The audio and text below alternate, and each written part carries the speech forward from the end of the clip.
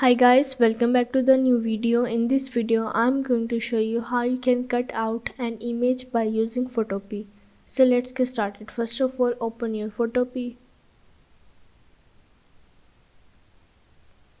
Now once you are in here, you have to select the image. Once you select the image, you have to go on the crop tool. Now here you can crop the image or select the specific area that you want. Once you select that specific area, you have to click on the tick. But if you again want to change, you have to press Ctrl Z and again select the crop tool. Once you select the crop tool, you have to again select that specific area. So yeah, this is how you can take out any specific area or cut an image by using Photopea.